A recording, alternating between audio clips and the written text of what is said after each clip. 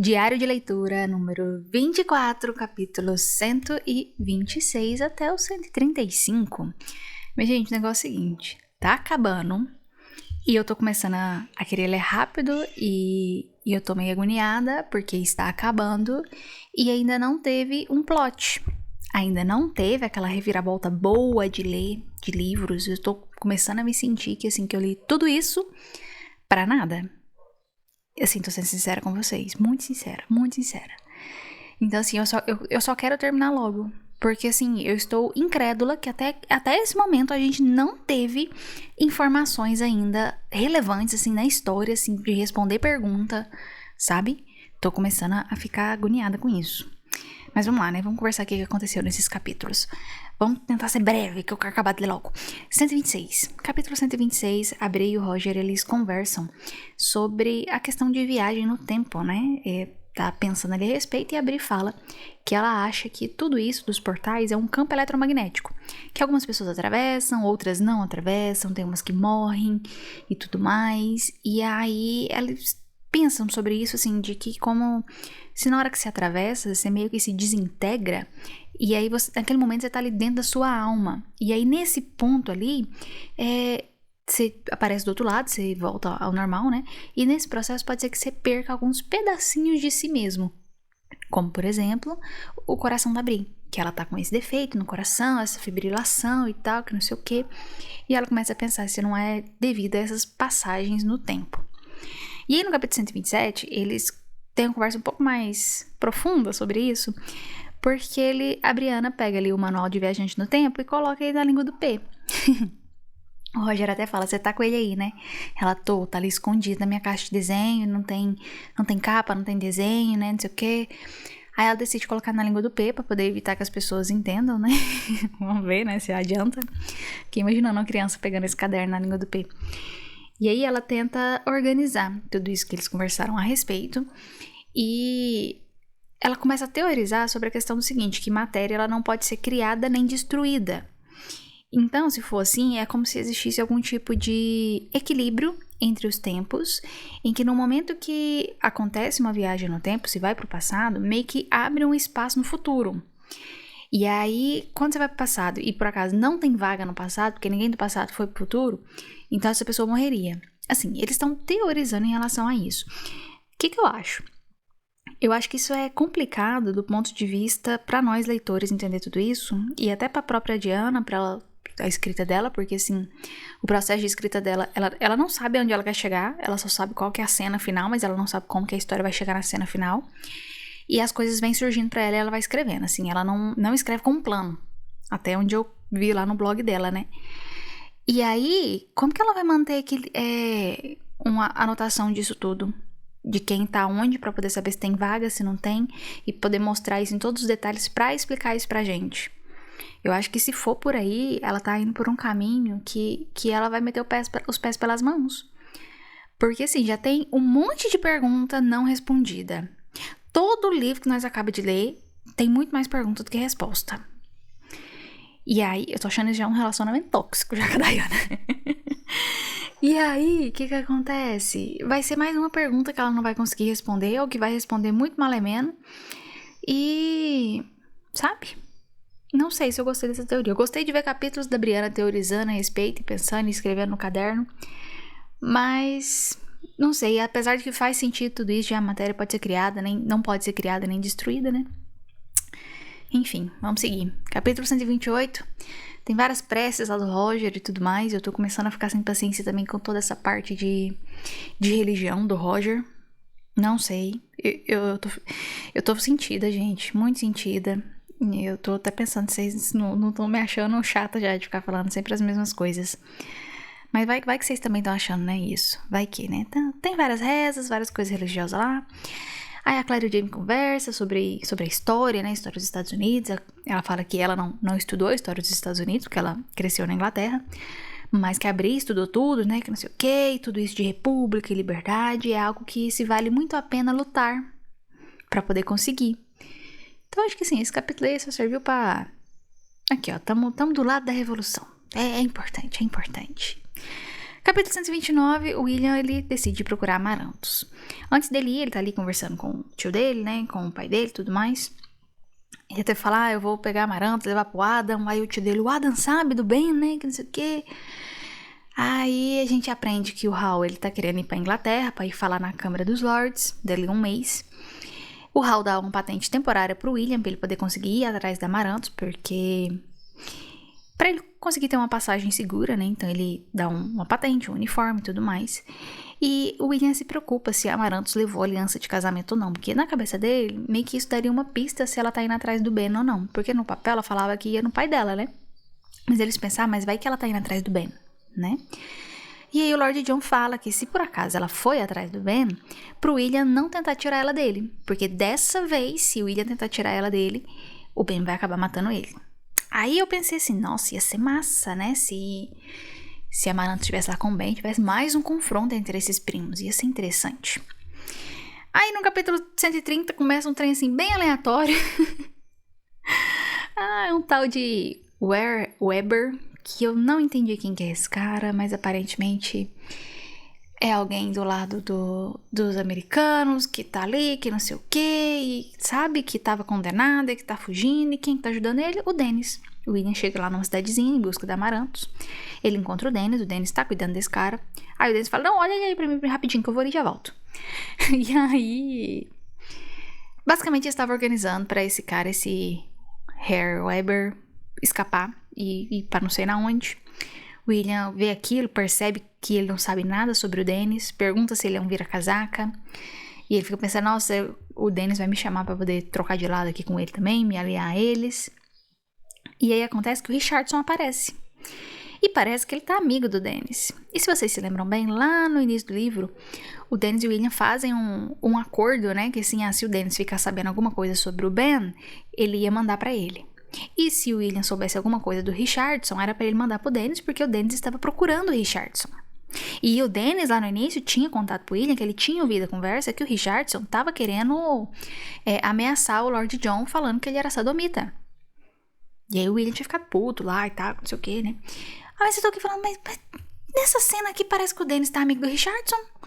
Tipo, ele tava procurando o Richardson, porque assim, nossa, meu brother, né? Tô ali, né? E tô vira-casaca aqui também, tô do lado do Richardson vira-casaca. E, sabe? E aí o Richardson, ele fala pro William, né? Que o fato dele ter renunciado à patente dele sugeria que ele mudou de lado e que ele deveria mudar de lado. E que seria bom ele assumir isso. O William fica bravo, né? Não sei o quê, que não é da conta dele porque que ele renunciou à patente dele, né? E aí acontece que o Richardson começa a ameaçar o William a contar que ele é filho do James Fraser. A contar que ele é filho de um rebelde. E isso aí colaboraria muito mais para as pessoas acharem que ele realmente é um vira-casaca. E aí o William fica bravo, né? E fala assim, né? Pode dizer o que quiser, né? Aí o Richardson vai e fala assim, eu conheço a sua irmã. E aí vem aquela coisa, como assim você conhece a Brianna, Richardson? Conta pra gente, meu querido, como que você conhece a Brianna? E aí, nisso tudo, além de ter todo esse rolê de achar estranho o Dennis com o Richardson e tudo mais, eu tô aqui pensando, como que o Richardson sabe que o William é filho do Jamie? Se eu não me engano, no livro passado, o Richardson, ele vê o Jamie. E ele até fala, basta colocar um do lado do outro aí que todo mundo vê, né? Aí eu não sei se o Richardson somou 2 mais 2 igual a 4 e percebeu isso, ou se alguém contou alguma coisa pra ele. Queria entender como que o Richardson chegou nessa conclusão. Se você souber, tiver alguma pista, deixa aqui nos comentários pra gente. Aí, capítulo 131, tem uma chuva na cordilheira, a Agnes tá se organizando ali pra ir embora com os Cúnigas, né? O Roger e a Bri tinham saído pra ir pra Salem, fazer umas compras. E aí acontece um negócio que eu me senti igual quando eu li lá no livro 7, que a Claire casou com o Lord John e teve relações com ele. Sabe quando você lê um negócio incrédula? É claro que não é esse nível todo aqui, mas eu falei assim, de onde que a Diana tirou isso? O que essa mãe tá na cabeça? Sabe? Porque o que acontece? Chega os britânicos lá, os casacos vermelhos, só que não eram brancos. Os crianças acham estranho aquilo, né? E era nada mais, nada menos que Ulisses. Ulisses, o mordomo da Jocasta. Porque naquele momento, depois que teve o rolê lá da Jocasta, né? A coroa falou assim, ó, todo escravo que quiser ser oficial pode vir aqui que eu vou fazer você virar oficial. O Ulisses foi lá, virou um oficial, ele tem até um novo nome. E acontece que ele chega lá, conversa com o Jaime, pergunta a notícia da Jocasta, porque o Ulisses era amante da Jocasta, né, e tal, que não sei o quê. E aí, gente, ele até fala, não, eu poderia ter umas terras também, né, assim, me aposentar e cuidar de terra, ia ser muito mais fácil. E acontece que o Ulisses, ele tá lá com uma carta que fala o seguinte, que o Jaime tem que entregar a propriedade dele pro Ulisses. Simplesmente assim. Por quê? Porque quem deu as terras pro Jaime foi o governador Tryon.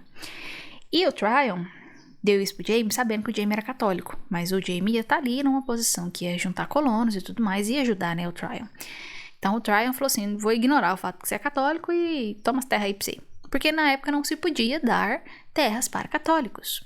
E essa carta que o Ulisses chega, tá falando justamente isso, que é falso a questão do Jaime ter essas terras para ele, que é algo anulável porque ele é um católico. Então, considerando isso e considerando que não tem governador na Carolina do Norte, é pra ele dar as terras pro Ulisses. E aí, minha gente, aí o cerco tá armado, né? Aí o Jaime mandou o Ulisses embora, o Ulisses fala que é muito mais fácil ele já entregar pra ele, que não sei o que eles têm que ir embora, que os colonos podem ficar lá por mais um ano, e só depois que paga aluguel pro Ulisses, que não sei o que. Aí o Ulisses vai embora, o Jaime junta os homens dele, vai atrás dele, tem todo um rolê lá, e aparece um porco. Parece um porco que assusta os cavalos, sabe? Porque aí o Jaime vai lá pra poder tentar pegar esses papéis do Ulisses. E aí, gente, aparece esse porco, e aí no fim das contas, assim, os cavalos se assustam, e o Jaime leva pra casa o Cabo Jackson, como um prisioneiro, entre aspas, mas não é meu prisioneiro. Tá com a perna quebrada, a Claire ajuda ali ele a arrumar a perna dele. E aí o Todd chama a Claire de tia-avó bruxa, achei engraçado. Aí tá, capítulo 132, tem mais aí sobre isso da Claire, do Ulisses e desse Jackson. O Jackson, ele tem uma pedrinha lá que é um amuleto da sorte, né, que quem usa vai curar. E ele entrega isso pra Claire, parece que ele confia nela, né? Eles ficam se perguntando o que o Ulisses vai fazer, se o Ulisses vai voltar pra poder buscar o Cabo Jackson e tal, não sei o quê. Se o Jaime vai em busca dele, se não vai, como é que faz, se o Ulisses volta, como que vai ficar a segurança disso tudo, deles, da cordilheira. E aí o Jaime comenta assim, de ir em busca dele, né? Do Ulisses, pra matar ele, né? E a Claire vai e fala assim, eu não conseguiria suportar a ideia de ele ser morto, tampouco a ideia dele sair à caça para executar alguém. Gente, a Claire teve amnésia, por acaso? Ela bateu com a cabeça? Ela sabe que eles estão em uma guerra? Ela sabe que o Jaime já fez isso, de sair a sangue frio à caça para executar alguém? Ela esqueceu tudo isso, por um acaso? Não, gente... Assim, foram 2 capítulos que, juro pra vocês, eu li e falei assim, o que tá acontecendo aqui? O que tá acontecendo aqui? Porque, olha só, eu não conseguiria suportar a ideia dele ser morto. Tudo bem, a Claire ama o Jaime, a gente sabe disso, a gente gosta dessa história deles, desse amor deles. Mas ela tá numa guerra, já passou por 300 mil guerras ali com o Jaime e tudo mais, e arrisca o Jaime morrer a todo momento, sabe? Não faz sentido na minha cabeça, não faz sentido. Tudo bem ela não suportar a ideia do Jaime possivelmente ser morto, mas assim, ela tem que perceber a situação que eles estão, o momento que eles estão vivendo, e que isso é, assim, uma possibilidade, sabe? Eu não sei se eu tô sendo racional demais, assim, que eu já tô tão estressada com o livro, que eu tô sendo extremamente racional e tô procurando defeito. Posso estar. E aí essa questão, tá um pouco a ideia dele sair à caça pra executar alguém. Pra mim isso tá errado. Porque ela já viu isso acontecer. Gente. Nós vimos isso acontecer e pra gente isso foi um absurdo. Eu só consegui superar isso nesse livro. E ainda assim, tô superando assim, fazendo vista grossa, fingindo que não aconteceu. Porque quando eu lembro eu fico estressada. Eu fico assim, não, mas como que o Jaime fez uma coisa dessa? Sabe? Acho que eu falei muito sabe nesse texto diário, né? Ai, tá. E capítulo 133, vamos ver pra frente. Depois desse surto que a Diana teve no capítulo 131 e 32, eu senti que ela deu as migalhas que a gente precisava pra história principal, com o plot da história principal no capítulo 133. Porque o que acontece? O Willie escreve uma carta pra Brianna, conta sobre o Richardson, porque o Richardson falou que conhecia ela, e ele coloca um desenho que ele mesmo fez sobre o Richardson. E a Brianna acha estranha as orelhas do desenho, porque parecia como se alguém tivesse feito uma plástica mal feita e essas orelhas tivessem ficado desalinhadas. E aí ela assusta, ela passa mal e ela acredita que seja o arqueólogo que foi lá em Lallybroch, lá no livro 7, que chegou lá junto com o Rob Cameron, que era amigo do Rob Cameron, que olhou lá o jardim, olhou lá o cemitério e tal, que não sei o quê. E ela acha que também é ele que tava ali com a galera que atacou ela lá no livro 8. Eu falei, livro 7 ou livro 8? A primeira vez que vai em Lallybroch é no livro 7 e depois no livro 8 a galera ataca a Brianna, né? E ela acha que esse cara, Michael ou alguma coisa, esqueci o nome, tava lá com essa galera que atacou ela, porque naquele momento do fuzuê ela tinha tirado o gorro ali de alguém e viu por um segundo o rosto dele e aí ela acha que é ele, que o Richardson é ele.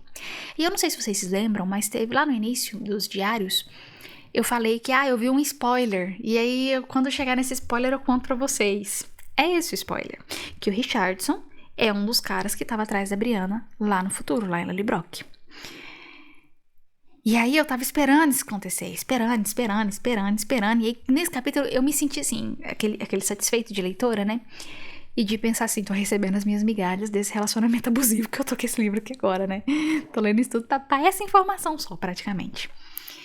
E aí a Brianna conta pro Roger, né? Até falar, olha aqui esse desenho, imagina ele aqui, com o cabelo desse outro jeito, que não sei o que, antes de uma cirurgia, e o Roger percebe, né, também. E aí, gente, é isso. Aí agora a gente pode esperar alguma coisa acontecer, mas no meu ponto de vista, essa informação tinha que estar ali na metade do livro para isso conseguir ser desenvolvido. Mas pelo menos tivemos a nossa informação. E que aí é interessante, porque linka o livro passado com esse, com todo o motivo dela ter ido pro passado, e que possivelmente alguém no passado ainda ia procurar ela. E o que o Richardson tá fazendo aí, como que é todo esse rolê. Porque assim, já tem vários livros que o Richardson vira e mexe aparece, e a gente tá ali olhando pra cara dele falando assim, e aí, meu filho? Por que você tá aparecendo tanto? Por que seu nome tá aparecendo aqui e até então não aconteceu nada? Finalmente sabemos o porquê. Não o porquê, né? Só qual a ligação, mas não exatamente as motivações dele. Capítulo 134. O William chega lá no pai da Amarantos, né? Porque ela fala que vai pro pai dela, né? Ele encontra ela meio que foge dele, mas aí ele conseguiu ele falar com o pai dela, depois falar com ela, e consegue falar com ela, e aí ele chega à conclusão assim, tá, eu cumpri minha missão, né? Ela tá a salvo, mas será que ela não quer o Trevor? Será que eu vou embora? Será que eu tento falar com ela? Aí ele fala com ela, e quando ele fala com ela, ele pergunta se ela foi ver o Ben, ele vê que ela tá com a aliança na mão direita, então ele pensa assim, ela tá se passando como viúva, né? E eu acho que no fundo do coração dele, se ela tivesse com a aliança na mão esquerda, ele já ia considerar que ela ainda ama o Ben, que ela ia estar com ele, que já não tinha mais o que ele fazer, né? E aí, como ela estava com a aliança na mão direita, né? Ele vai conversando com ela e ela conta pra ele que ela foi lá ver o Ben, sim. Só que o Ben já tava com outra, ele já tinha se casado, ele tava ali no meio de uma relação sexual com a mulher e a Amarantos chega lá e queria matar a pessoa, não sei o quê. Ai, a Amarantos fica super brava com isso. E nesse momento, você sabe o que o William faz? Sabe o que o William faz? Sabe que você lê o livro. Ele pede ela em casamento.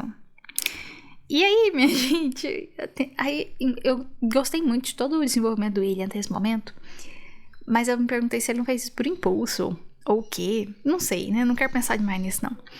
Aí ela fala que não, nunca vai aceitar, que não sei o quê, e ele fala assim, não, você pode pensar melhor quando a gente chegar em Savannah, pra você poder ver seu filho. E aí vem o capítulo 135, né, no caminho pra chegar em Savannah, eles param pra dormir em uma cidadezinha, eles conversam sobre ele estar de uniforme, que ele fala, é só uma patente temporária, que não sei o quê, né, e ele fala que ele não quer mais ser um conde, que se ela casar com ele, ela não vai ser condessa, mas que ele vai conseguir sustentar, porque ele tem as terras que a mãe dele deixou pra ele lá na Virgínia, que ele é um bastardo, e ele conta do Jaime pra ela, né, ele fala, já que você vai ser minha esposa, né, então eu vou te contar. Aí, e ela ainda fala, mas eu não aceitei ainda, né. Aí eles chegam lá em Savannah, e no momento que eles chegam em Savannah, eles descobrem que o Lord John não tá em casa. Que ele saiu antes de ontem e não voltou mais. E aí eu acho que agora... Eu espero receber mais migalhas no próximo capítulo, sabe? Tô chamando de migalha, por quê? Porque o livro tá acabando, gente. Não pode a gente receber só as informações massa, importante pra história, só no finalzinho desse jeito, sabe? Ó, sabe de novo, eu prometo que no próximo diário eu vou tentar falar menos sabe. É isso, muito obrigada pela presença de vocês, próximos capítulos e o próximo diário, a gente conversa mais sobre esses detalhes, e aparentemente teremos mais informações sobre o Richardson. Bora lá? Bora!